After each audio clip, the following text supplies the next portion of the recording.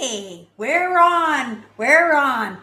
Pop in, say hi, let me know where you're from, right? You want to chit chat, right? Just, you know, Andrew should be here any moment. Owen should be here. William should be here. I actually chit chatted we text message, right? Nancy, I hadn't heard from Nancy in 2 weeks. I was getting a little bit nervous there. I guess she kind of figured that I would be. And yeah, she sent me a nice little message. I'm not sure if she's well enough to come in today, but she was saying she was feeling a little bit better. So that's kind of good news, isn't it? But as you come in, say hi. And yeah, if you haven't been on my lives before, my name's Cindy. I do mindset and I'm an explorer. So I do a little bit of that exploring inside and out. I explore abandoned farms, abandoned houses. I haven't been out for the past little while. So Sunday nights we've been trying to be happy with our Sunday nights for now. And it's been going really, really well, really well. We have a great crew that comes on every week. And yeah, we have some great conversations. And it looks like, every week we pick up a few more people. And if you want to join in on the conversations, you're more than welcome to. And if you just want to kind of hang out in the background, you're more than welcome to do that too. Everybody should be in. They usually takes them a few minutes before the notifications get out. But when people start rolling in, they start rolling in. I said I was going to clean my shelf and rearrange my shelf, and I haven't done that yet. Yeah, I like it. It looks tidier with I need to get rid of all my books there. Now, for those of you who do follow me on my channel, I do woodwork, right? So this was a piece I was working on, and I gave it its first coat today. Look how beautiful those colors are in there, right? In that stick, she's going to absolutely love it. So it's dry enough now. So after my live show today, I could have done it while we were chit-chatting, couldn't I? I could have chit-chatted and worked on it with my sanding sponge. But yeah, first coat is usually the wood. The wood will usually drink up the whole coat, so it won't look like it has any finishing on, right? But then once I give it a sand and put the next coat on, you'll be able to see it a little bit better and it'll be a little bit smoother.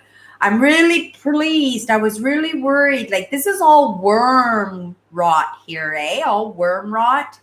And I was so worried I was going to sand it all out, right? But yeah, as soon as the oil hit it, it darkened right up, and it's dry now. So it's going to remain that dark. So I'm really pleased with that.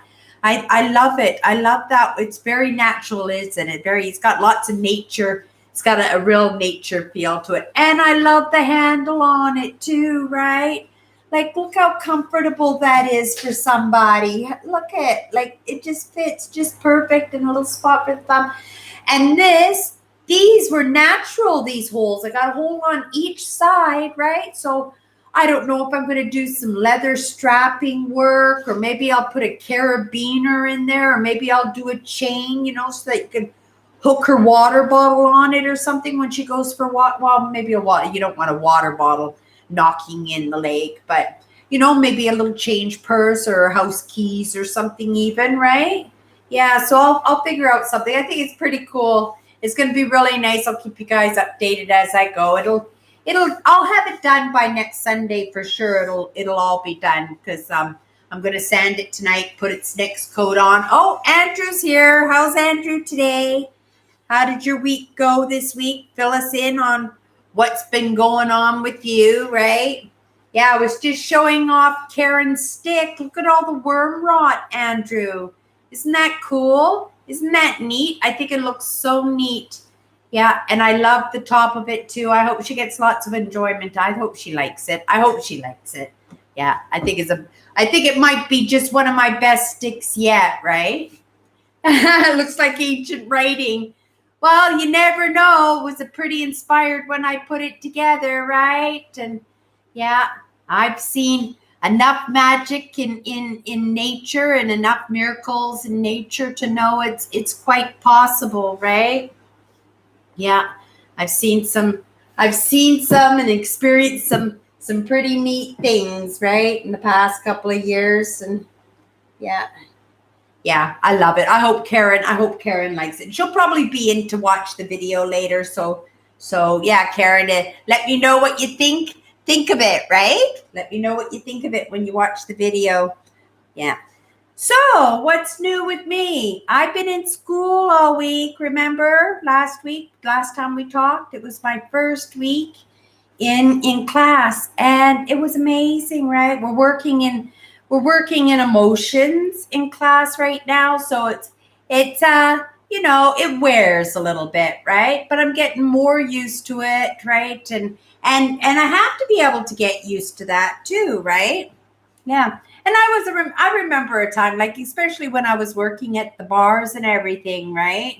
Yeah, all that energy. I remember how much I liked it. I remember how much I liked it. The happy energy, right? The happy energy.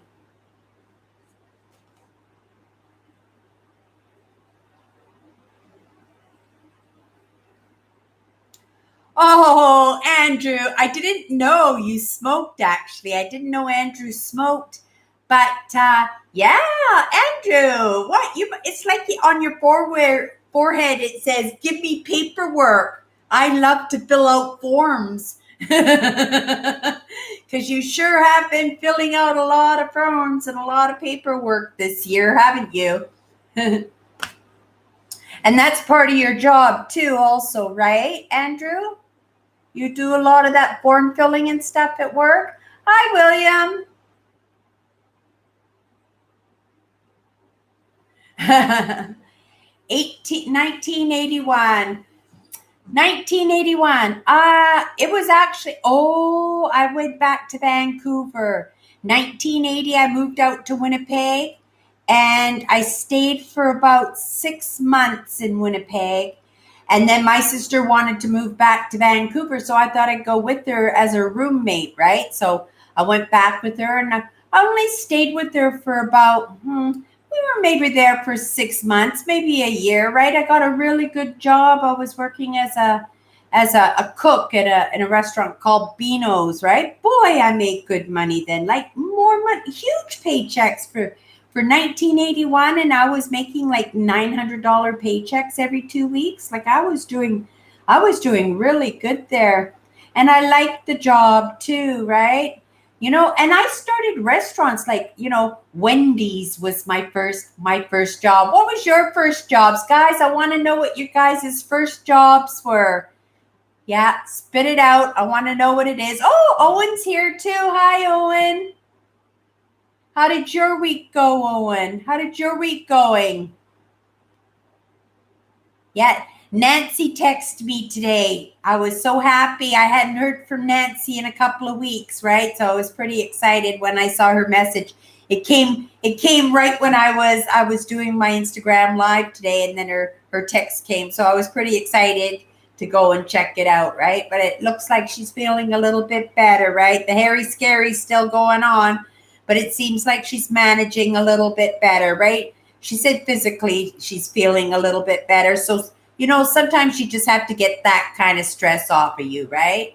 Oh, Owen even sounds like he's doing a little bit better this week, right? Everybody seems like they're doing a little bit better this week, like everybody does, right?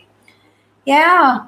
Yeah, I was in class all week, and it was really interesting, right? I'm enjoying it. I love the fact that I've got something to ground into, right? Something to do to keep me busy, keep me focused and everything. I like that part, right? I like that part.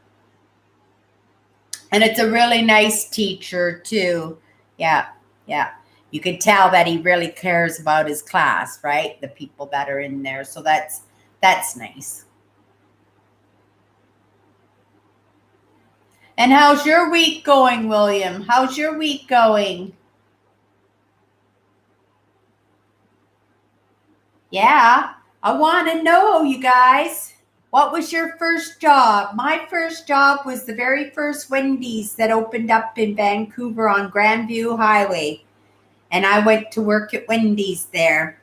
And I loved that job. I thought it was a great job. And at that time, we got free meals at that time, but I don't think you get free meals now. I don't think they'd be able to afford that. But at that time, yeah, we got a free meal every day, right? Working there. And I was doing good money because I was working there full time. Plus, I was going to school all day. Plus, on the weekends, I was doing the nannying, right, for that lady with the foster kids. So I was really, yeah, I was bringing in money early, right? Yeah. I can't remember what my second job. Oh, yes, I do. Yes, I do. There was a steakhouse on Kingsway Highway in Vancouver. And I think it was my 2 years before I ended high school. I started there as a dishwasher, right? I started there as a dishwasher. And then I moved on to the grill, and then right, just I think a month or two right before I I graduated high school, they offered me the kitchen manager job in this steakhouse. Like it already, I was working full time and going to school and everything, right? So I thought that was pretty amazing because I was only 18 years old at the time, right? But when you work as a dishwasher, you pick up a lot of experience because you're always helping people in the storage room with the stocks and helping with inventory and helping online when things got super busy and helping to stock up the ingredients. Like, so I learned absolutely everything about the restaurant. And if a server, called in sick, sometimes I would have to go on to the floor and hostess or serve. I didn't do that very often. I didn't start serving until I uh oh no, until I moved to Winnipeg. When I moved to Winnipeg, oh no, I didn't. My mother used to send me up to my aunt's every summer. Every summer I spent because that having me home drove my mom crazy, right? Had me home for 2 months, that drove my mom crazy, right? And I was always happy to go up there. My aunt and uncle had a trap line out in 150-mile house in BC, right, by Williams Lake, and yeah, we'd go up there, and I'd spend the whole summer there. And there was a hotel in a 150-mile house, and I always made all the desserts and everything. And in the restaurant, I worked in the coffee shop, and I waitressed and everything. Yeah. And my aunt let me I just there was to help and stuff. And she gave it to me as like work experience, but she let me keep all my tip money and everything. Right. Right. Yeah. My aunt, she worked in the diner, and she worked in the bar too, in the hotel too. Yeah. Oh, Pat's here tonight. Yay.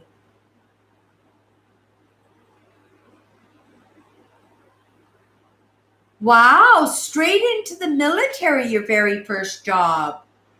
Did you start in the military like young or like early, or did you have to wait until you were 18? Is it 18 to be able to go into the military?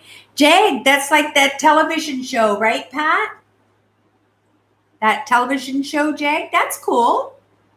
My husband, when I was married, I actually he was in the military, right? And I really loved it when I got pulled into that family, that military. He was a Patricia when the base was here in Winnipeg, right? And the guys were always so amazing. Yeah, I always felt like family. Always felt like family. And I worked on base too on the weekends, right? Or if I wasn't working, at my other job, I would be working on base, and I would bartend. And I think I probably would have tried to change my schedule around because I really like doing the socials and the banquets on base. So if there was something coming up, I would switch a shift, right, and take a weekday shift because at the bar, just because, well, even though the weekends you can make lots of money and it was lots of fun, right, but it's lots and lots of work because it's really, really busy. And those were the times like the crazy stuff would happen where the fights and stuff would break out, right? But, it was still fun working at the bar.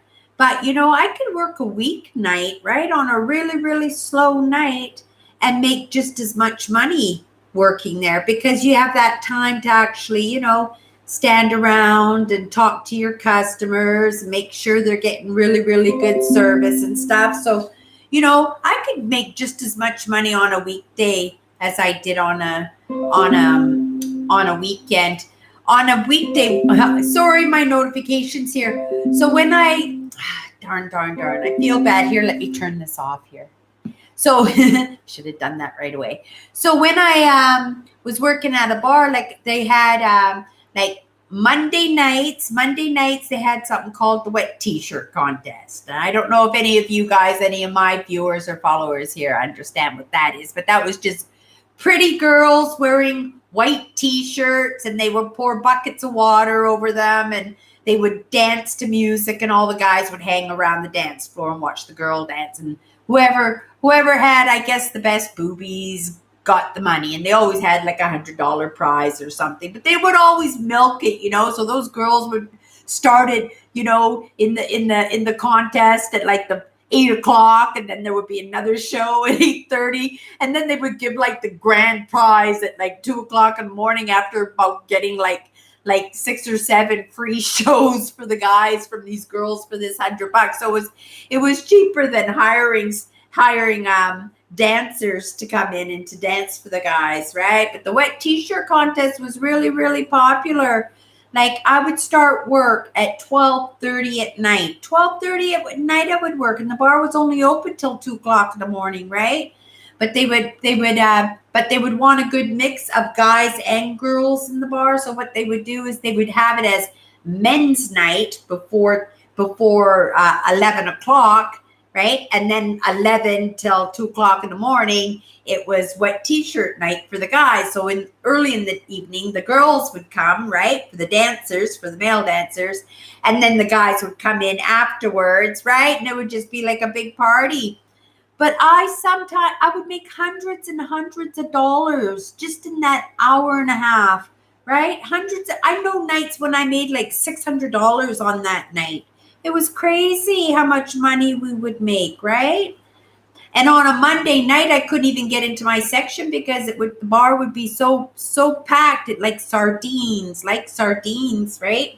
I wouldn't even be able to leave the bar. So I would just be standing at the bar, making drinks at the bar and handing them to my customers, and they would just have to come to see me to get and I would make so much money. And I had a callus. You can still see the scar here on my finger, right? Like right there. Can you see it? That scar was a callus, and it was like rock hard. But what I used to do is I used to flip beer caps off the beer bottles, right? And the guys would always give me an extra $1. Their eyes would like pop out of their heads when I did it, because it's dark in the bar and everything. You can't, if I touched their face with them, they'd think I was like touching them with my nails. That's how hard it was, right? So I didn't even feel it when I twisted those caps off, right? I can't do it now. The skin's all soft now, but then it was just rock hard, right?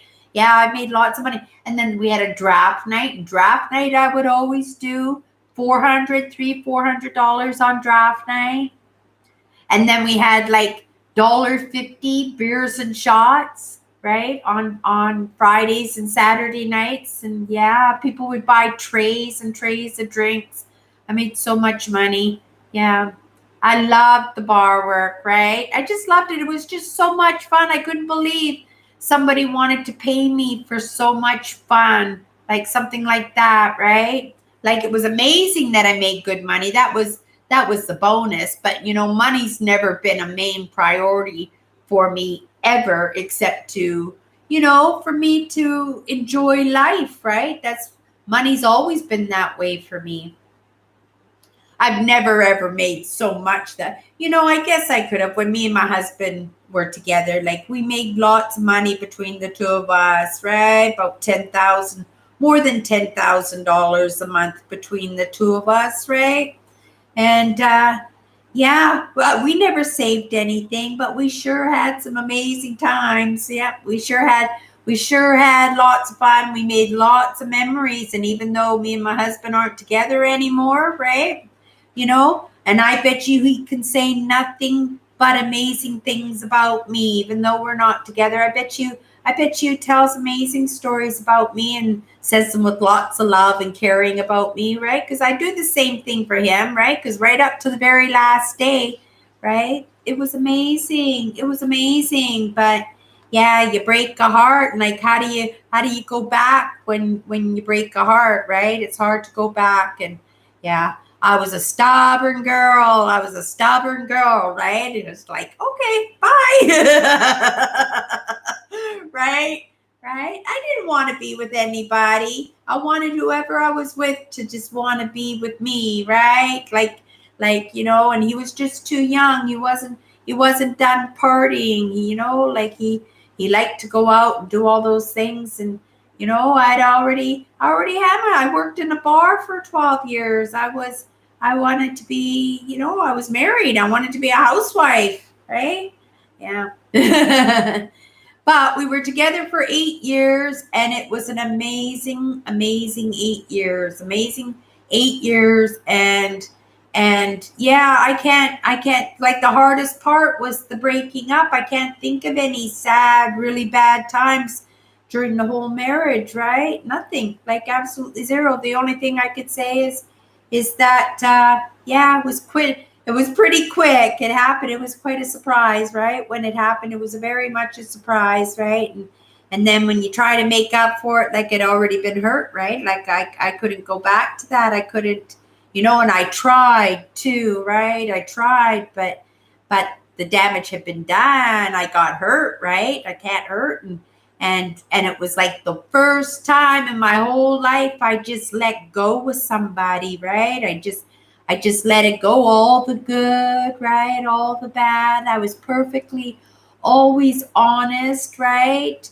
And that's why I was always able to be happy in the relationship and stuff. And yeah, and then, like, yeah, I guess I felt betrayed in that one, right? I felt betrayed in that one. So then, I didn't really give him I didn't give him a fair chance. I didn't give him a fair chance to say sorry, right? Again, I tend to do that. I tend to make decisions for people. It's less painful, right? It's less painful if I make the decision, right? So, and I've always been that way. But in the end, it was mutual. And in the end, it was absolutely 100% the best thing that we could have done for each other, right? Right? I wouldn't be here right now. Well, maybe I might have been, right? But it would have come, I would have done it a different way, right? And with different people, and maybe not as far as I am now, because, probably I would have had kids, right? If I had stayed with him, I probably would have had an opportunity to have one or two, right? Children. Yeah. Yeah. Life is what you do while you're making other plans. Just like my dad's plaque there, right? Life is what happens to you while you're making other plans. Yeah. But it was good, right? It was a good marriage. Like, I have lots and lots of great memories. I have just as many great memories as I do sad ones, right? But even some of those sad ones are beautiful to look at, right? Right? Not in a victim kind of way, right? Not in a victimhood kind of way, but just, how delicate the heart is when it gets broken and stuff, right? Even the childhood ones, right? Not just the adult ones, the teenage ones. Do you know how many boys I beat up? Do you know how many boys I beat up? Oh, my mother got attacked, right? Right before she got married. My mother was very, very protective. Like, she didn't want no pedophiles or anything to get the kids, right? Or have to deal with what she dealt with. She was pretty traumatized by the whole experience. I remember getting the facts of life for the very first time. Like, seriously, I was 4 years old. I just was able to start talking and understanding talkings, and I got my very first facts of life. And then I got the facts of life like every 6 months after that, until I was probably 12 or 13. Probably 12, right? Yeah, around 12 years old, right? So there was a lot, and believe me, my mother had a lot to say on that subject, right? Right? We were all very well versed on the workings of everything, and yeah, how terrible guys were and how to stay away from them. Yeah. So I got pretty good. Whenever I found out there was a boy that liked me or something, yeah, I would go to his locker, right? After school, and I would get right in his face and do my very best to make sure that he didn't like me. After that. Yeah. Oh, I can't believe I did things like that, right? But that's all your self-esteem. That's all right? What you feel about yourself and what got projected. At that time, probably I had some issues, right? I probably took my mother's horror stories and stuff, and right. Yeah, I know she didn't want us dating or anything until we were 16 anyway, right? So I knew it wasn't going to be a big deal, but it would have helped so much, right? Because these were schools I was going into. So, I probably ruined my own chances from each school that I went to, right? Each school I went to, I probably got super defensive. And if any boy or anything came near me, yeah, I loved having the boys as my friends, right? Because, I remember I used to do hockey cards, and I remember I used to do marbles. We had this game where you hold your legs open, you sit on the concrete, and you would throw marbles, the cards, and if they laid atop or hit each other, right, then you'd be able to collect the other kids' cards and the other kids' marbles. I was so good. Boy, I wish I had all those cards. Like I was a master in that playground, right? Yeah. I couldn't wait for break. I couldn't wait for break just to see how I would score. Yeah. I don't know why I ever lost, but I don't think I was ever interested. Like I was very familiar with all the players and stuff because I knew which cards and stuff were the ones that I really, really, really wanted to have and the ones I didn't have and the ones that were hard to get, right? So I knew all those peachy cards and everything, right? But as little kids, can you imagine a lot of those would have been worth a lot of money right now, right?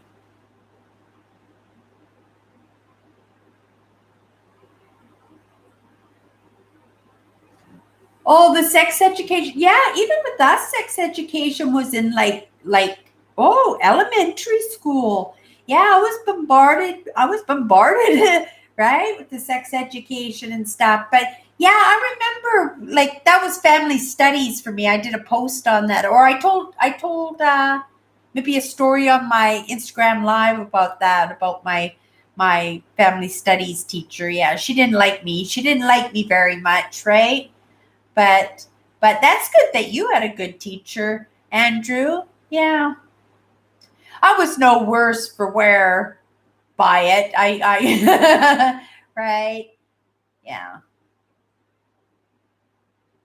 But yeah, and two, now you realize those were other people's projections and other people's worries and fears, right? Put on their kids and stuff, right? It was probably a good thing that I pushed those boys away that young, right? Because if I had gone that route, my sister went that route. My sister was very, very popular with the boys. My sister Tracy was a real looker. The boys were always chasing her, and she was the one that was always sneaking out the bedroom window and stuff to go hang out with them and stuff, right? I'm kind of glad I went down a different route. I learned to spend more time with myself, right? Become my own best friend, and who knows, I might not have been where I am right now if I hadn't been that person that I was back then. In fact, I know I probably wasn't, right? Right?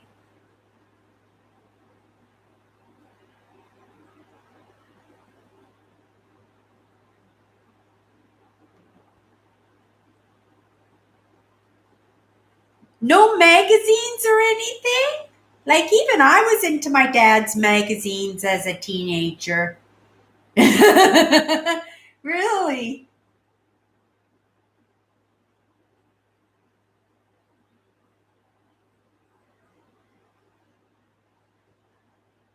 Oh, okay. How interesting, right? But I'm glad. I'm glad I waited. I'm glad I waited a while, right? Right? Yeah, even my first boy, I had always lots of boys and stuff around me, and I might have been able to go that way, but I wasn't sending off those signals, right? Yeah, it wasn't until after I lost my weight and stuff, and I became a little bit more confident and stuff, right? After I'd lost the weight, and then that's when I started getting interest in the boys, eh?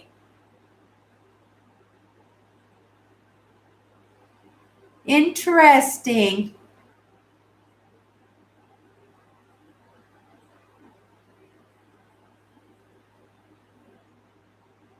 Yeah, the girls too, right? Even me, when I think I was about maybe 11 or 12 years old, and my best friend actually had a baby, right?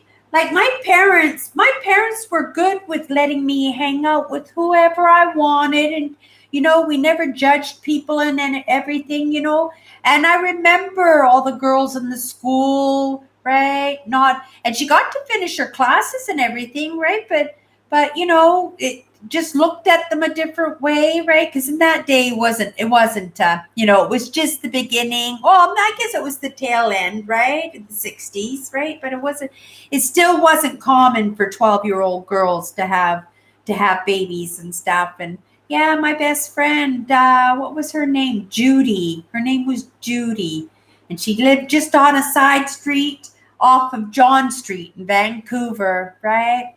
We were best friends, and yeah, she went and had a baby. And then again, of course, right? They go that way, and you don't relate to that lifestyle, right? I never related to kids my whole life. I never related to kids. I never had kids myself, right? I was never around the little babies and stuff, except for my little sister Carolyn when she was a baby. But other than that, I've never been around babies. I don't know even why I got it in my head that I wanted to have a baby, because I think I wanted it just because it was what was expected, right? Right? Husband, home, family. And I kept saying that. I want husband, home, family, and and that's what you dream for and everything. But really, did I really want it, or did I just want it because that's what everybody else had, right? And what everybody else was going for and hoping for and stuff. So I just wanted to feel a little bit normal. I had a great aunt who never married, and she had a wonderful life. Like, she had a wonderful life, right? And even in the past, how long have I been on my own now? 23 years, right? The first few years I dated quite a bit, but I was trying to get pregnant, right? But after that, I was on my own, and I just, I gained, I went back to my old way of not trusting, and I guess I kind of shut down. And remember what I said? I started letting all my friends go and everything, right?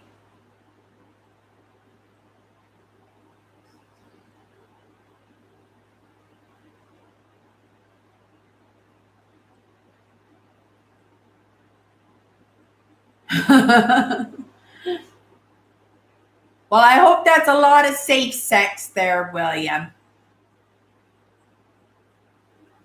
But 15 years old, can you imagine? You're still a child at 15. I'm just thinking what I was like at 15 years old. And I was probably super, super immature. For sure I was, right?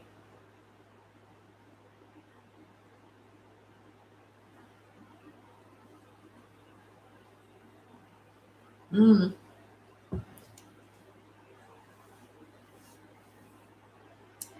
Isn't that true, Andrew? That is true, right? When they do those, what do you call those pictures when you get the different generations of the family together? Family reunion picture, right? The different generations, and how many generations you can fit into one picture, right? And you usually get what? Three or four, right? You'll get maybe the grandchild, great grandchild, the grandchild, the mom, Yeah, maybe three or four, maybe 3 or 4, right? You know, here in Canada, when we were first settling this country, right? In the time of, I think it was around the time of the Dion twins. Remember the Dion twins? That would have been in the around the 1920s or so. Would have been around that time. The government was actually had an incentive where any family that had 10 children, right, within 10 years, right? If you had 10 children within 10 years, or if you had 10 children, period, right? And then the people tried to do those 10 children as fast as they could. That's what happened. They would give the families $1,000, right? So that was a lot of money, $1,000. So you can imagine how quickly we started populating this country, right? And what a great incentive. My only concern is because though that we are a country full of immigrants, like all of us, everybody in this country is an immigrant. It's generational though, right? And a lot of our the generations that came before us to settle this country were actually under quite a bit of hardship or dictatorship, right?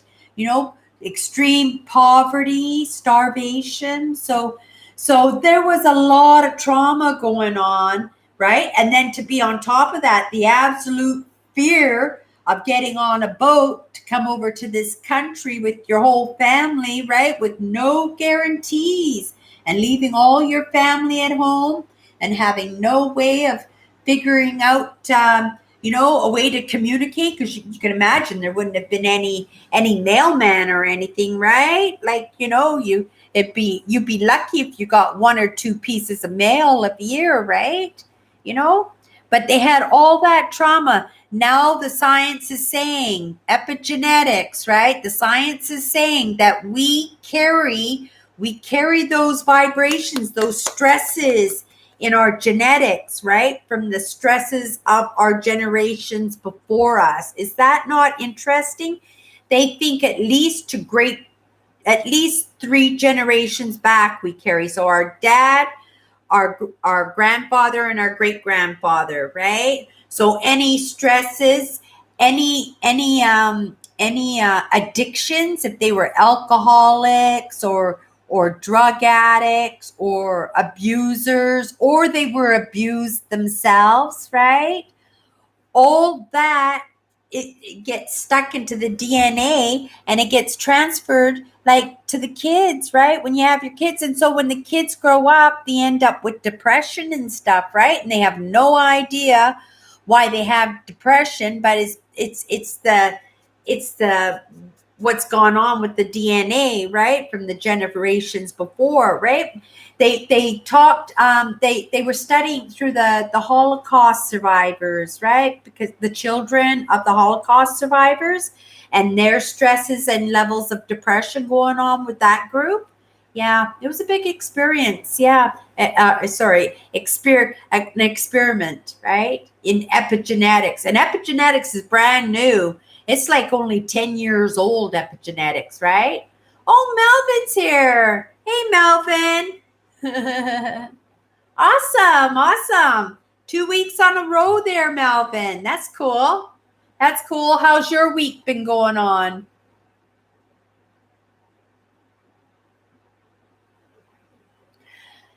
We've got suicide in my family too. My uncle committed suicide, but yeah, yeah. But there is. I know there's depression in the family. I know that much. And I know there's I know there is what did they do that, because we were from the royal families, like the ladies in waitings and stuff, like the royal court. That's what we were from, right? The family. So there was a lot of inbreeding, right? Marrying your uncles and your cousins and stuff at that time, right? So I guess it took a few generations to pump up the blood and get those illnesses. So that could be why there's heart disease in my family, right? Right? Very well be, because that is one of the symptoms of that, right? But I know, is it true that in the States you can marry your cousins? Yeah, I don't think here in Canada you can't marry your cousins here in Canada. But I thought I heard something about in the States you can marry your cousin. Do you have to still do blood tests in the States? Yeah, we've never did blood tests here. At least I didn't.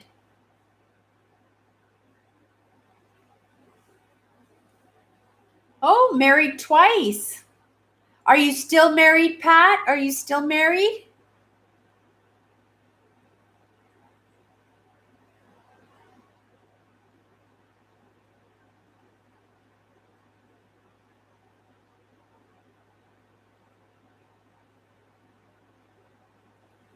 Oh, that would be fun though. You know, I always, when I'm out country driving, Melvin, I always pull over to the side of the road and I can sit there like and just veg on watching the guys out on the their machines and stuff out in the fields. It's kind of like a dance, right? It's kind of like what they do is like a dance, and I love watching them. I could just sit there and watch them, and every once in a while they'll see me by the side of the road and they'll get curious as like, why is she just sitting there at the side of the road, right? What's she doing? And then they'll kind of drive by to see what the hell's going on, and I'll give them a wave, right?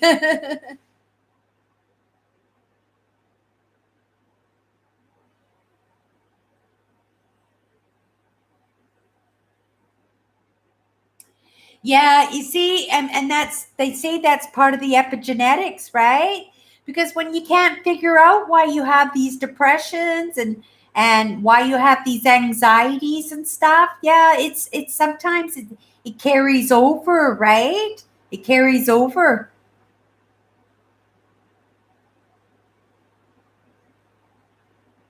Second cousins, eh? Okay.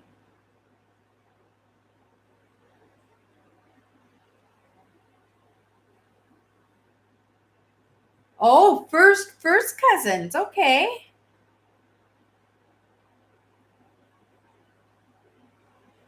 But it was very common. It was very common in the 14th, 15th, 16th, 17th century, even they were doing that, right? In Europe. It was how they were trading the land and keeping the land and the kingdoms and stuff, right? And it's how people climbed the ladder in the courts, right? Yeah.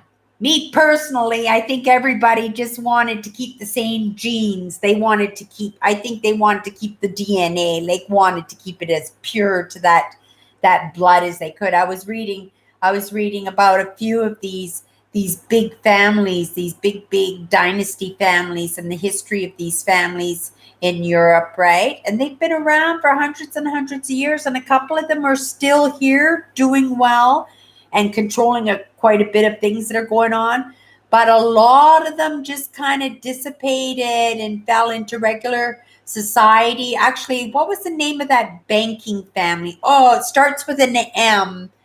Andrew, do you know? In they were a family out of Italy. They were in Italy. They were a banking family. Yeah, but they were like the biggest family. They were almost like royalty all over Europe. They held on to the whole regime of it all for hundreds and hundreds of years until all the bickering started and the money started separating and stuff, right? People started, yeah, the Medici family. Yes, you're right, Andrew. Wow, you're so smart, right? I always know, like I could ask Andrew and he'll know right away. Yeah, the Medici family, right? And they held on to their power for hundreds of years. For hundreds of years, they held on to their power, and slowly over the course of the generations, it just weakened, right? And I don't think they're really in that industry anymore, into the banking industry anymore. I'm not sure. I was just watching a documentary, like I said, on some of these families, right?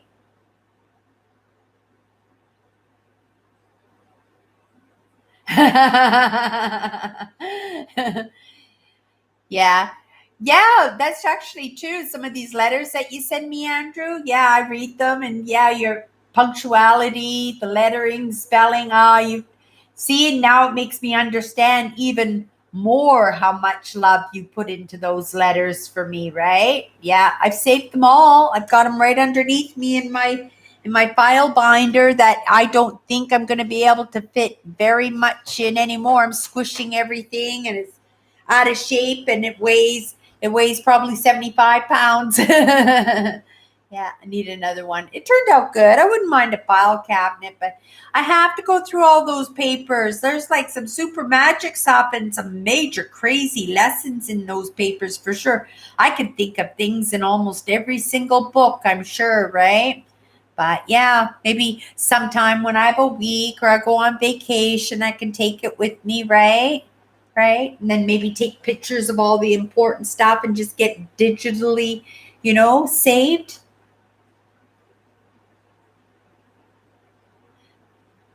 Oh, yay, yay. But don't worry about any spelling mistakes or anything. All right, the Rothschilds, you're right. What did Carnegie do? What did Andrew Carnegie do? Was it shipping? Was he shipping? I'm trying to think what did Andrew Carnegie do? Post? Did he, no, it wasn't post. Thinking it might have been shipping. I'm not sure. Let me know, Andrew.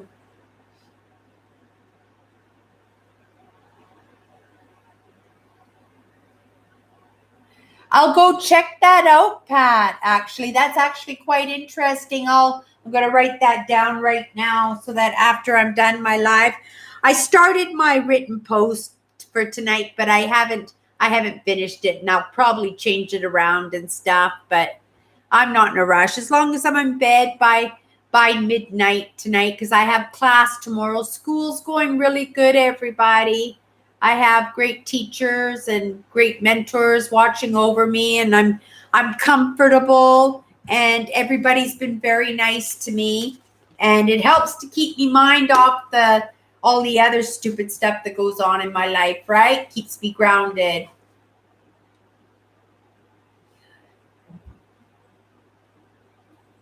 Right. Railroad? Oh, steel manufacturing. Oh, railroads. Okay. Yeah, and that's true too. All the libraries, like even I remember Vancouver had a Carnegie Library too, right? Now it's just a building down in Skid Row, right? I don't know if it's still Skid Row, but when I was growing up, it was Skid Row, right? It was like Hastings in Maine. I don't know if any of my viewers are from Vancouver or if anybody out there watches me that's been to Vancouver recently, but Main Street in Hastings, how it looks, it would be nice because that was a beautiful neighborhood. Chinatown's right there, right? And they need a nice clean place to feel safe in, right? And tourism and stuff, very important, right? So I hope they cleaned up that area.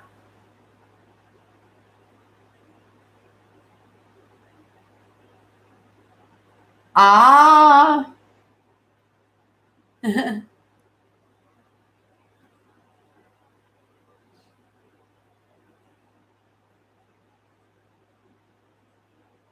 My brother's keeper. That sounds familiar. Did they make a movie out of that, Andrew?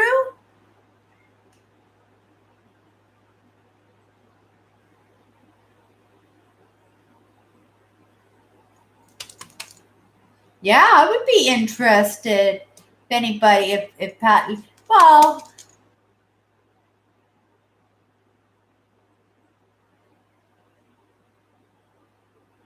yeah.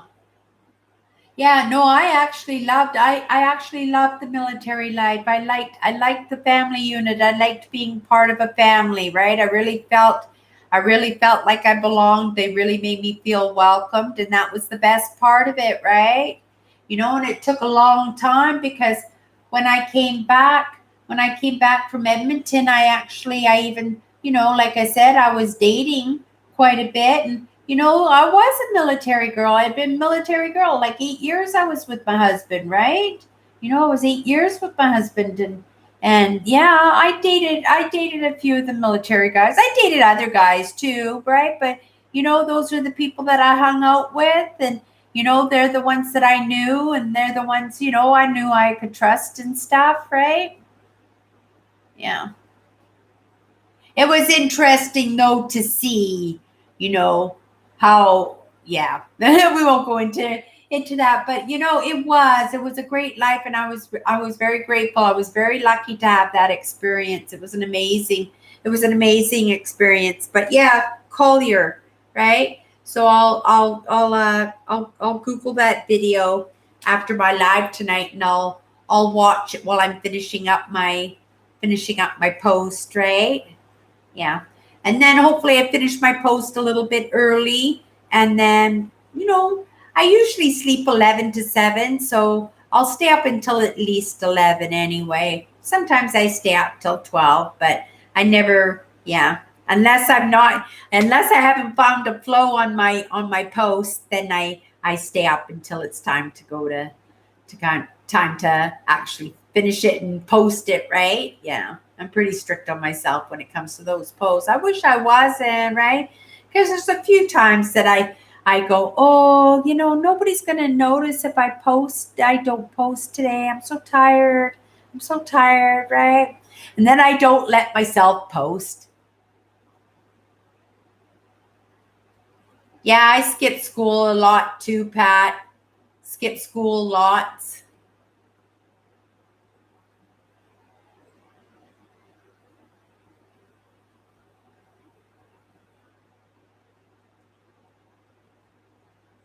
Yeah. Yeah, you sure read a lot, Andrew. You sure read a lot. And such a good memory, too, to have all this information, right? Right off the top of your head that you remember this, right? Like if I get into a book, that's really great. But, once I'm into my next book, I've totally forgotten about that book, right? Lots of times I'll see the cover and I'll go, did I read this one yet? And I can see the pages bent and stuff. And I'll go, yeah, I read it. I just don't remember it, right? And I don't, well, there's a couple of books that I have read over again. My favorite book of all time, The Camerons, right? Colleen McDougall, I think her name was. Yeah, Maureen, yeah, maybe Colleen oh, I don't remember. It's been so while. But I must have read that book at least a half a dozen times, right? It was called The Camerons. It was a saga all about the family, a Scottish family, and it was the girl's experience from marrying a coal miner to them moving to America and stuff, right? Coming in over on a ship. It was a whole saga. It was one of my favorite stories, right? Yeah. But I had a couple of those. I had a couple of those favorite books. But yeah, the Cameron was probably one of my favorite ones, right? There was another one. It was a scary book though. It was called Manitou. And that was a favorite book of mine too that I read quite often, right? But it was like Indian spirits horror stories. It was a really good book, though. I enjoyed it. Otherwise, I wouldn't have kept reading it. But also, it could have been an attachment thing too, because it was a book I got on that trip when I went to my dad to Reno, right? So it had special memories, that book too. So I saved it for years, and I guess I pulled it out just to attach to my dad, right? Maybe, you don't know. I try to psychoanalyze everything I do these days.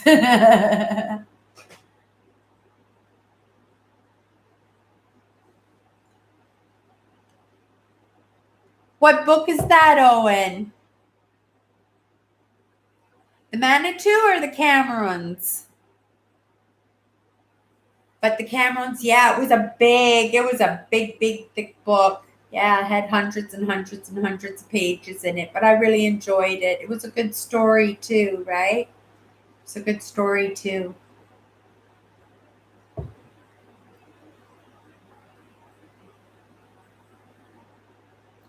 Yeah, he did lots of good, that Andrew Carnegie, didn't he? He did. He he did really good by the libraries, and he did it at a good time because when people build those buildings with the granite and the limestone, like those buildings stay forever, right? Very rarely do they get knocked down. I bet you there's a lot of Carnegie libraries in North America left, right? Because he just didn't do it for the States, he did it for Canada too, right? Because we got Carnegie libraries all over the place, right?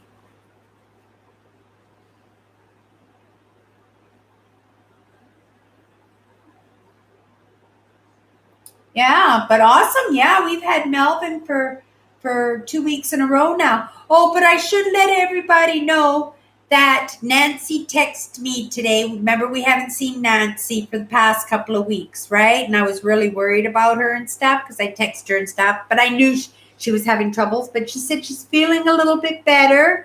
She's feeling a little bit better. Things are still hairy, scary, and there's still like protests and stupid stuff going on in the world around her, but she says she's for the moment she's managing okay, right?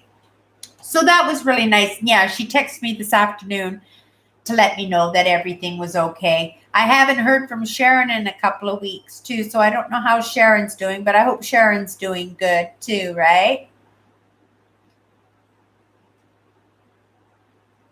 Yeah, I'm just letting me pull my comments down here, see what I'm missing.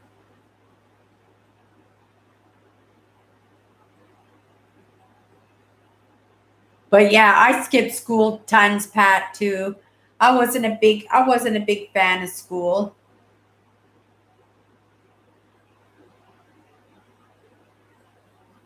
Actually, Melvin, yes, I do the Greenville the grain elevators. I got lots of beautiful photos of everywhere as I drive. Every time I cross a grain elevator, I always stop and get out and take a look at them. Right? Most of them are boarded up, and some of them have been blown down by the wind. That's how in bad shape they were.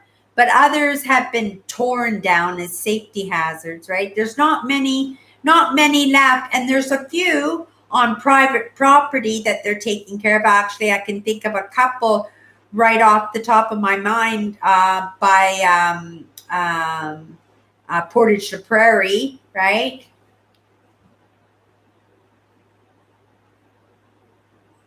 Oh, okay. Andrew, you remember that one, right? That one where the girl and she falls in love with this redheaded, tall, skinny Scotsman, and they get married and he takes her off, and it was the whole thing about how they raised their family and their hardships, and how the chink, remember the chink in the safe, how they were saving the money to move to America and to have a better life and everything, right? That was an amazing. I love that book. I just have it makes me want to read it again right now.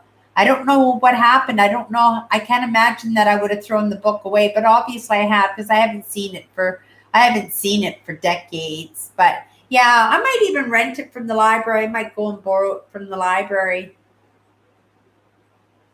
Oh, was there a movie?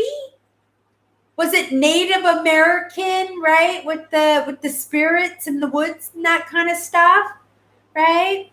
If it was, then that would have been the book. It was a really good book. It was a really good story.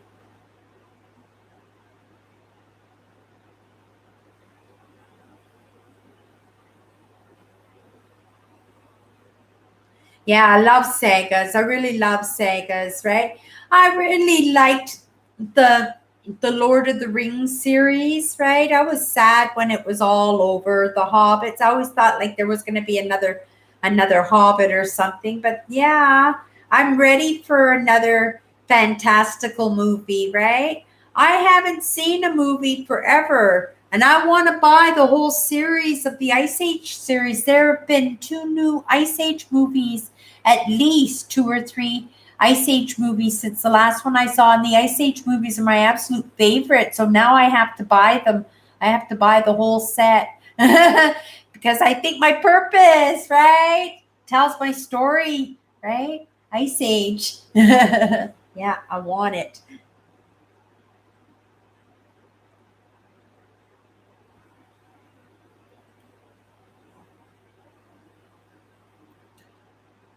Oh, good, good.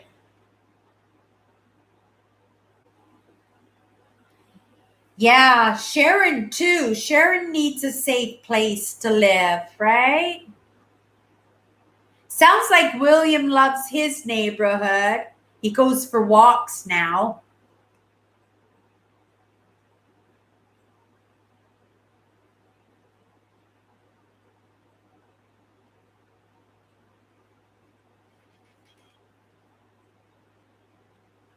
Okay, that's interesting, Pat. Army brat. So your dad was in the army too. My dad wanted to be in the military, but he had congenital heart disease, so they wouldn't accept him, right? And he wanted to be a police officer, but he was like a half inch too short. At that time, you had to be 6 foot, 6 foot tall, and he was like 5'11" and a half or something. Yeah, so he was a half inch. He was a half inch too short, so he didn't get to be a police officer anyway. But at the same time, right, his congenital heart disease caused him a lot of problem. It was probably one of the main reasons why we, my dad wasn't always poor. There were lots of times when my dad had lots of money, but my dad was a gambler, right? So he took big risks. And when he lost, like we would have to suffer for a little while until he could get back on his feet, right? I told you guys that story. I'm not sure if I told you guys this story. Did I tell you guys that story when my dad drove us up to visit my aunt for Christmas?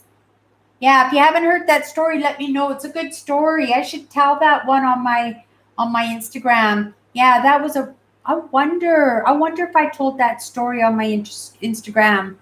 I might not have. I might tell it on my Instagram. It was a good one, right? Yeah, it was Christmas, right? And my dad was out gambling and he spent all the money and he had promised his sister that he was going to take us up and spend Christmas dinner with her for the first time because she had just gotten married. But he had lost at gambling and he had to pawn the car, right? So he didn't have enough car to take us up there, and he borrowed a truck, an old pickup truck from one of his friends. And me and my sister Tracy had to sit in the back of the pickup truck in the middle of winter to go all the way up into the interior of BC, and it was freezing. And it was raining in Vancouver when we left, so the back of the cab was full of water. But by the time we got halfway there, it was ice, and we were bawling. And I ended up having all kinds of sores and everything on my face, like I got frostbite and everything. Yeah, it was an experience. Yeah, but I was thinking of telling some stories on my Instagram, family stories. I might tell that one. It was a good one. Yeah.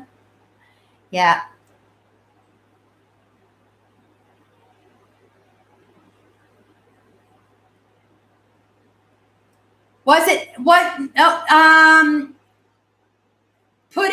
No, putting chink into the kist, right? Chink. They called it chink, Andrew. CHINK. Remember? They put chink in the kiss. They were calling it chink.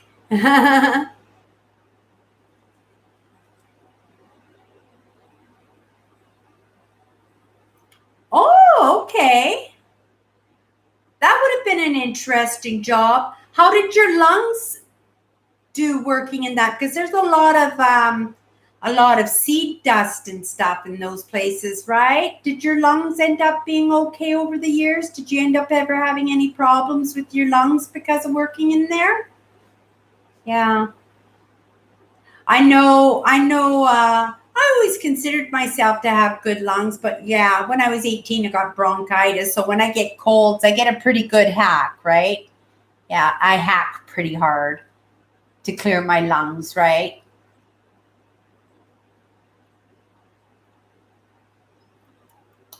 I like the country too, but I like the city too, right? I like to go to the country for visiting and just to get away, right? Just to get away. Yeah, just to feel good.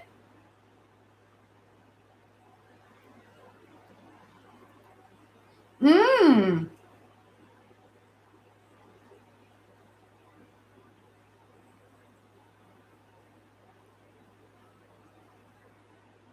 Yeah, I was in the back of the truck. There was no room in the front, right? Because it was the baby and my sister Alice and my mom and dad sat in the front, and then me and my sister, right? But then it got so bad they tried to squeeze Tracy into the front seat too, and I think she sat on the floor in the front of the pickup truck because she couldn't take the back anymore, right? But I was left in the back. There was a tarp, and we had blankets, but because it was raining when we left, the blankets were all wet and frozen, and then yeah, we had to walk in. We had to walk in, and then yeah, I ended up having some pretty bad, like, because the blankets and everything, they froze to my face, so when it pulled off, it pulled the skin, and I guess it got infected and stuff. Yeah, yeah. But my dad kept his word. He got us there for Christmas Eve. Actually, I think we left Christmas morning. I think we left for Christmas morning and we got there for Christmas dinner, right? Because he had to figure out how to get a vehicle. I think that's what it was. I could be wrong. It was a very long time ago, right?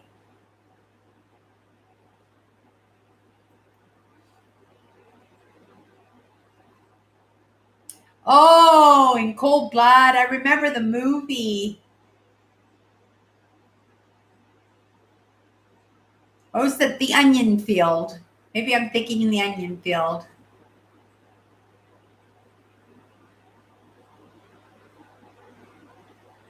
Oh, right, right. And that's why, like if we go to war or anything, Canadian boys are going to be so messed up, right? Because they've never built up that resilience, right? It's going to be a shell shock for them if they ever have to go to the front, right? Because we grew up, we're Canadians, we don't see that stuff, right? It's a little bit different in the States because in the States you're allowed to carry a gun and stuff, right? So you see guns, like we don't even see guns here, right? And even on the police, we don't see the guns because they're in their holsters, right? So we never even see the guns there. Only in the movies, guns. We only see guns in the movies. And my husband was in the military too, and I only saw the guns during the parades, right? And then he had one rifle, like his hunting rifle and his long range rifle that we kept under the bed. But other than that, right? Other than that, those are good enough. Because from what I heard, that long range rifle was a sniper rifle, right?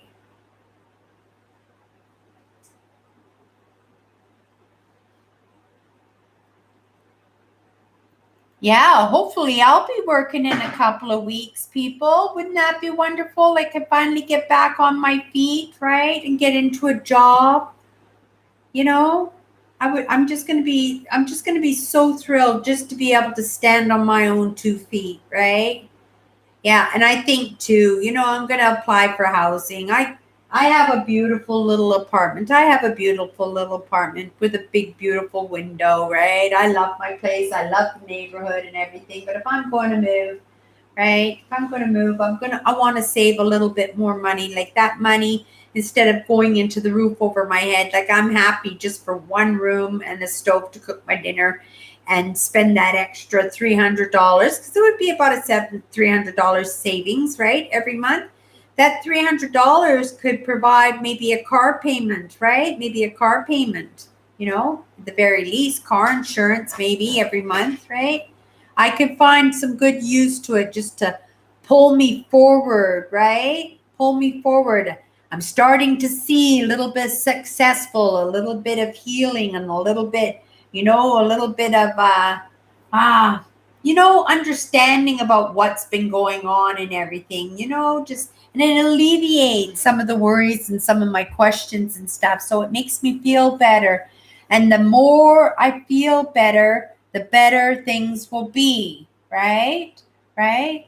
I keep telling my sister, nobody's ever happy unless I'm happy. I know it sounds like the stupidest thing. It sounds like the stupidest thing ever to even think such a thing, but it's so true, right? It's so true. And I said, do whatever you can, right? Do whatever you can to get me to happy, right? Like just smile at me, check on me every once in a while, right? Make sure that I'm doing okay, right? That's enough to encourage me along, keep me happy, right? Just let me think that you care, right? That's all I care about. My nails are getting too long. I don't bite my nails, and I've been meaning to cut my nails for the past few days. I like my nails right down to the nails. I don't like to wear any nails at all. Aww. Andrew, that's so sweet of you. That's really nice of you to say.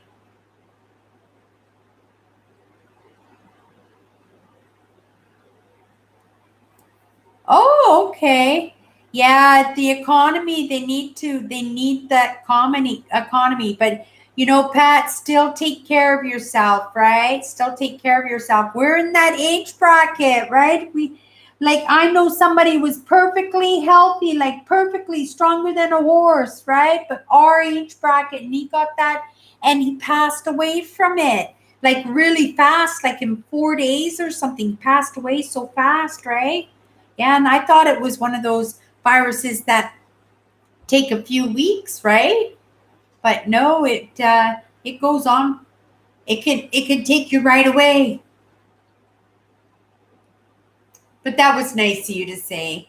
And I feel the same way, Andrew, right? I know I'm a good worker and I know if I'm happy, everybody's happy. And if I could use my creativity and get a little bit extra, responsibility and stuff to make me feel good, right? It'll be really great. Yeah, it's going to work out absolutely terrific. It's a stepping stone, right? It's just a stepping stone. Yeah. I'm going to slow. And what I'm going to do is I'm going to start taking advantage of it, right? Start taking advantage of the different resources that are out there that can help me along, right? I've gotten so much help in the past few months. It's incredible. I couldn't imagine where I would be right now with the virus and everything if I hadn't searched out that help when I did, right? Aw.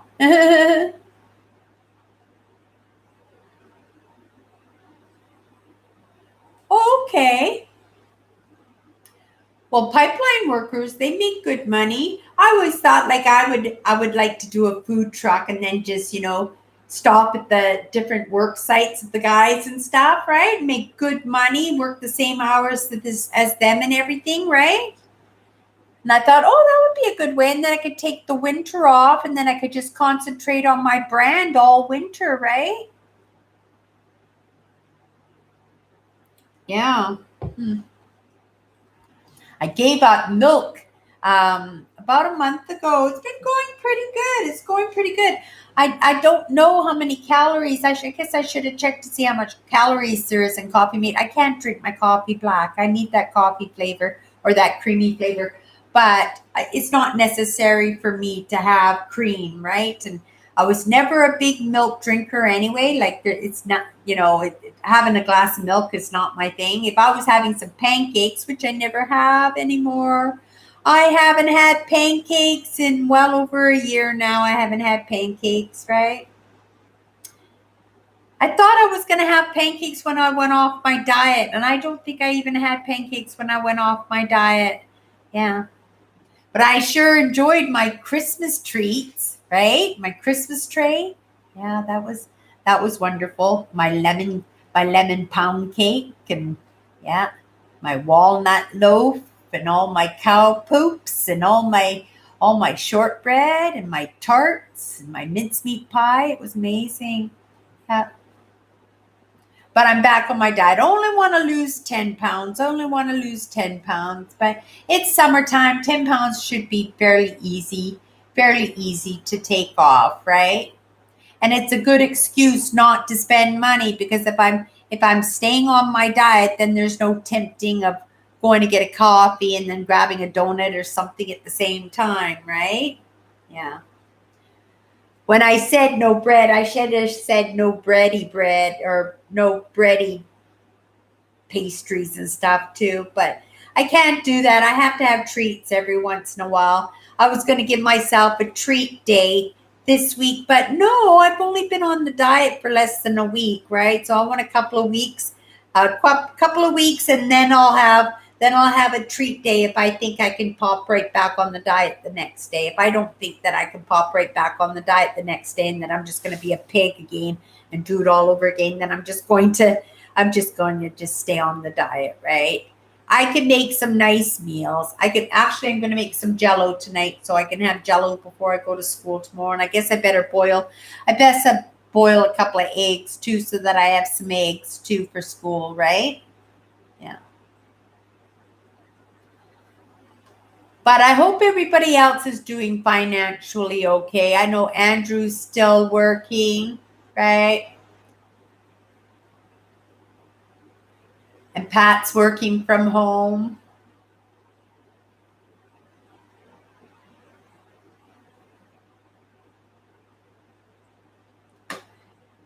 You know what? I've had that coyote pancake mix. That's the one in the bag, right? That one comes in a bag.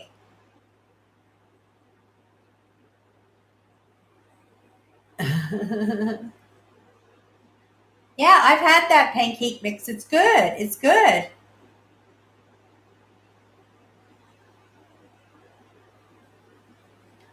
Well, I'm glad you're managing to get by. Did you have some savings or anything put away for this, or are you just like scraping just to keep afloat, Andrew? Yeah. It's been pretty tight here. It's been pretty tight with me too, right? There's been a few days where like I either had nothing to eat or very little, right? And had to walk down even though, I was in my sandals and my toes hurt and I had to walk down to class and stuff, and I did that too, right? So yeah, it's been rough, and there are always needs, right?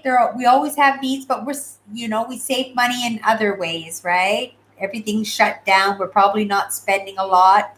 I'm doing laundry in the bathroom sink and the bathroom tub, right? So I'm saving money on laundry. I'm on a diet. I'm saving money there now too, right? I don't have the car, so I don't have to pay for the car insurance.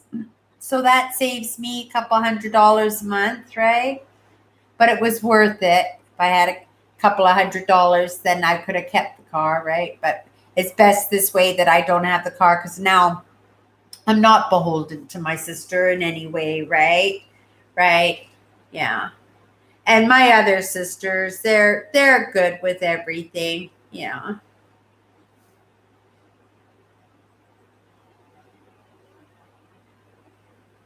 Oh, good, Melvin. Good.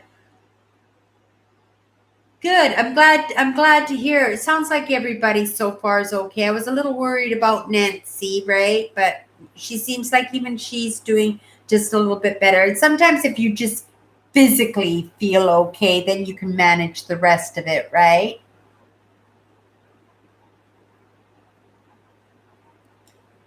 Yeah. Aw.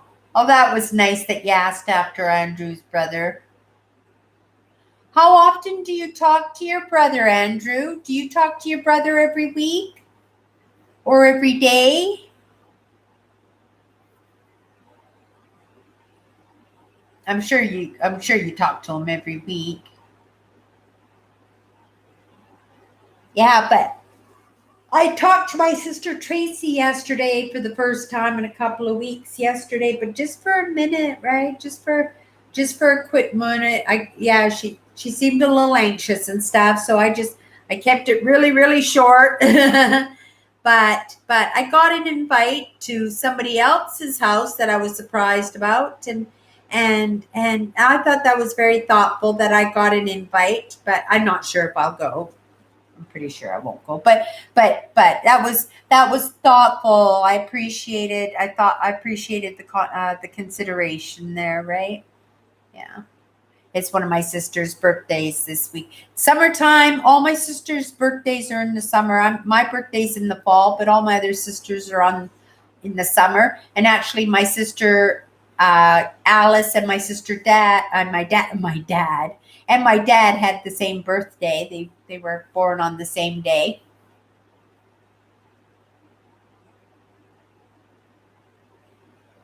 Mm. okay. Every other day. Wow. Yeah, you do lots for him, Andrew. Wow. Yeah, I didn't realize. Yeah, so he's totally dependent on you, eh?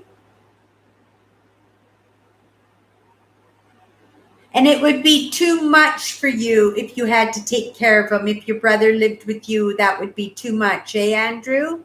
Like he needs full-time care. Yeah, that would be interesting to know. I never asked him that question before. So I knew his brother had some problems and stuff, right? And I knew he was living in a home, so I was just wondering, like maybe if Andrew wanted the company or something.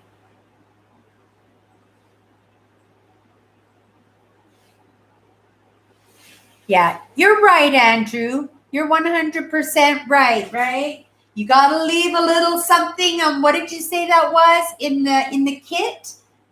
Leave a little something in the kit for yourself, Andrew, for sure. You're no good to anybody if you can't take care of yourself, if you let yourself wear down like that, right? But yeah, I'm pretty happy. Everybody seems like they're doing pretty good. Like I'm really quite pleased. I thought I would start hearing some of the sad stories because people are running out of money and stuff now. So I thought, there would be some worries and stuff in the crew. But it sounds like everybody's managing okay. But if you're not, right, and you want to chit chat, you're more than welcome to just email me, right? Just contact me. And then you could also, I do live shows every day on Instagram at 5 o'clock Central. So you can come and find me on Instagram every day. And if you want to come in live and have a chit chat with me, I would absolutely love that. I would love it if you guys would come live with me, right? Yeah. Love to show my Instagram followers, some of my followers here, right? I, I keep inviting them to come over here onto our lives, right? And pretty soon, I think one or two of them have already come, right? Right? Over onto this channel to watch the Sunday lives, because the Sunday lives are so great. I love them. I love them, and I love the crew. We have a great crew on Sunday nights, right? We keep each other company and we hold each other up, right? And yeah, it's been really good. Yeah. But next Sunday for sure, I will have done something with the shelf. I'm not quite sure what I'm going to do. Don't you just love these? Look at these bookends. That's jadeite, isn't it? I have two of these bookends. I love them. I love them. They're in perfect shape, right? Beautiful jadeite. I just love these. Yeah. They're pretty heavy though. They're pretty heavy. They're pretty heavy. Yeah, jadeite. I want to go hunting for amethyst. If I get an opportunity to borrow a car or rent a car or anything, I sure would love to go up and it's up by Thunder Bay, right? Up by Thunder Bay and go hunting for amethyst, the purple stones, the purple crystals, right? With the diamond shapes, right? Yeah. And it's like $150 a basket or something. And you could fill up a whole basket, and you could sell a basket of crystals for like over $1,000 online. Like it's a huge profit margin, right? It's a huge profit margin. So that's what I wanted to do, right? I actually want my own amethyst mine. And I want to make a resort, like a retreat, nature retreat, right? With a mindset conference center, right? All natural with little cabins and right. But I thought, well, if I combine it with my amethyst, right, some land for my mine, then that could also be something where the guests and the people who stay at the resort and stuff, they'd enjoy doing their own crystal hunting for their own crystals and stuff to take home from with them and stuff.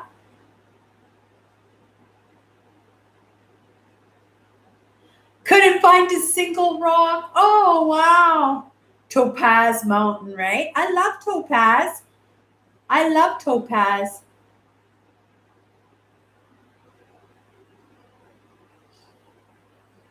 Yeah, I love Topaz. But yeah, amethyst. So I have this idea that I'm going to build a resort, a nature resort with cabins and little fishing and right with a big conference center, right? So thought leaders can come on and bring their companies and then their employees as incentives and actually have, like seminars and meetings and conferences there, my own center, right? And I've worked in hospitality. I've worked in hotel, restaurant, right? I've done all of that. Like, yeah, right? So if I start off with the mine and then sell the crystals, right, as part of my business, then I can work my brand, right? Because I'm keeping my brand. And I got to build my brand up because I know my brand is going to be big one day. I know it. I know it.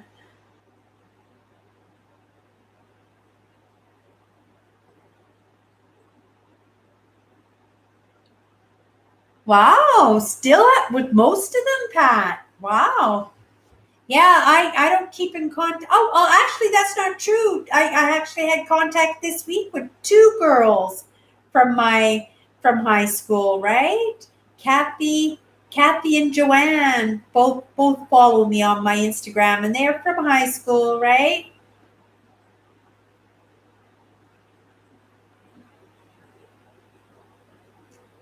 Wow, so you still go to Germany to visit and everything. Wow. That's nice. I've never been over, right? My husband, when he got stationed in Croatia on his tour, he was going to send for me and we were going to spend time in Zagreb, but the mortars were going off. The city was getting bombed and everything, right? And I said, yeah, I don't think so, right? I don't think so. But then my husband, he surprised me, so he switched his holidays instead of doing like 2 weeks somewheres in Europe, right? Because I didn't want to go to Zagreb. And, and he offered to take me to Switzerland. He asked me if I wanted to go to Switzerland and stuff. And I just said no. Like I really wanted to see him and stuff, but I didn't want to be in any war zones and stuff, right? So I was just home and I kind of had a feeling, right? There was a feeling in me. There was a feeling in me, and I said, no, he wouldn't. That would just be absolutely silly because it's going to take him a couple of days even to get the flights there and a couple of days of traveling back. Like he would only be able to stay for a week, right?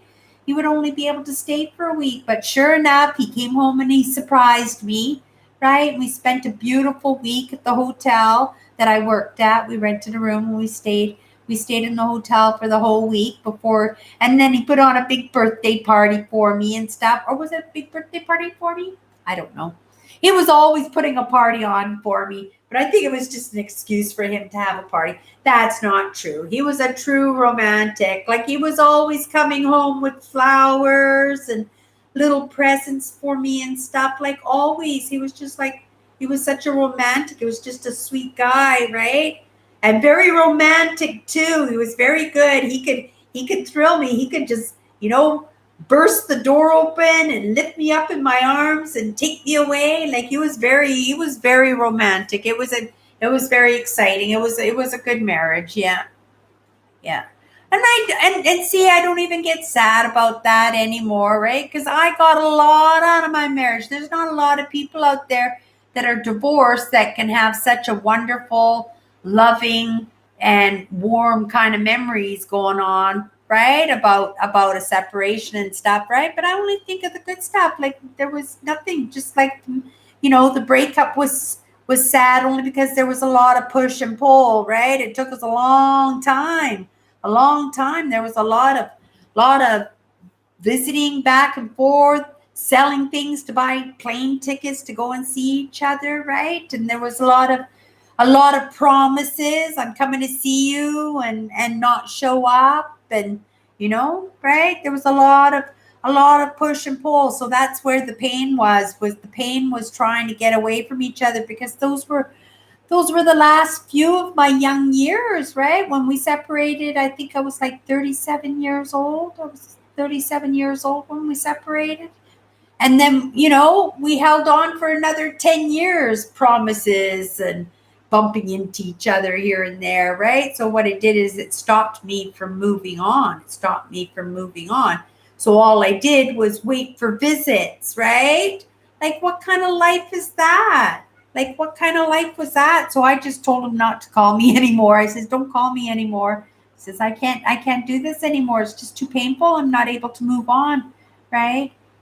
And I guess that's when some of that healing, it just started getting a little bit better then, right? I really kicked myself when he didn't, call me right away and he listened to me. Like, it hurt me for the first little while, right? And I was really mad at myself for saying that. But in the end, and I'm thinking about it now, I couldn't have done a better thing for myself than I did at that time, right? I couldn't have done a better, and for him too, right? For him too, like, it gave him an opportunity to fall in love, maybe get married again, maybe have children, maybe he changed his mind and he wanted to have children. Maybe, you don't know, right? I hope he's happy, right? I hope he's happy. I hope he didn't make a mistake and mess up two lives.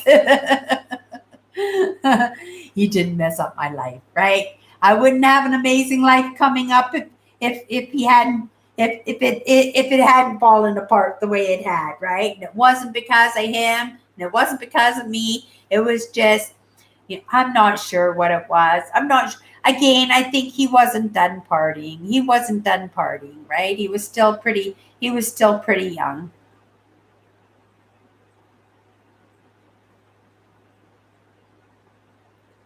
Oh, I actually had a piece of the Berlin Wall, but I don't know what happened to it. I cleaned out my locker and everything last week, and I never came across anything like that. But I did have a piece of the Berlin Wall at one time, right? I might have had a couple of pieces of the Berlin Wall too, right? Oh, look at this. We just kept yapping and yapping, and we went over again. Well, you guys, that time just went really, really fast. Didn't that hour and a half just seem like it just went really, really fast today? Yeah. None of the ladies popped in, did they? None of the ladies popped in. But that's okay. They'll pop in later. And yeah, Kim, hi. Nancy, hi. Sharon, hi. Oh, there's a few of them. There are a few of my girls watching. But everybody have a great week, and we'll see you on the weekend. Wear your face mask, right? Right? Wear your face mask if you can. Don't get too comfortable, right? I know everybody's trying to force the normal. You want to feel normal, but there's a difference between feeling normal and actually everything being normal, right? Right? Okay, everybody. Oh, wait. Before we go, here's a quick one. Andrew, are you still there, Andrew?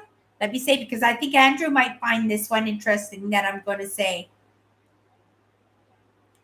Just give me a shout if you're still there. Maybe he's gone. Oh, yay, he's still there. Andrew, I was reading on Reddit. There was an article. Now, I don't know where it is, but people are freaking out about statues of people that supported the slave trade or people that they found these statues offensive to Black Lives Matters or, different cultures and stuff. People were offended. So they were removing great big pieces of artwork, statues, of leaders on horses, those kind, right? Those kind. And I don't know what city it was. I can't remember what city it was, but they were taking down all these statues. And the first thing that came to my mind, right?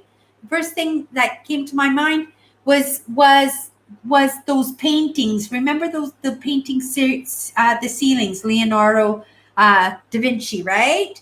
Right? When he painted the ceilings and they showed everybody's private parts and everything in the paintings and stuff. And then the Pope said, no, that's indecent. And then they put like cement. They put cement leaves over the statues on the private parts of the statues. And then they painted over the private parts. They did leaves over the private parts on the paintings on the ceilings and stuff. And that's how I felt when I heard about, these statues being removed, right? Because even though it might have represented something that somebody might thought was not moral, right? It still didn't take away from the fact that they're pieces of art, right? And you've just kind of desecrated somebody's art, right? So that's what I wanted to tell you about, to see if you heard anything about that, right? Because I found it very interesting, right? I don't believe in that kind of stuff. That's somebody's hard work. That's somebody's vision, right? Just to be disrespected like that, message or no message, right? It was always intended as art in the end, right? 100%, 100%, Andrew. Two wrongs don't make a right, right? Learn from history. Don't blot it out. Right? That is so true. That is such a good one to end off. Okay, everybody. See you Sunday. If you want to come live with me on Instagram, I go live every night, 5 o'clock. See you next week. Bye-bye.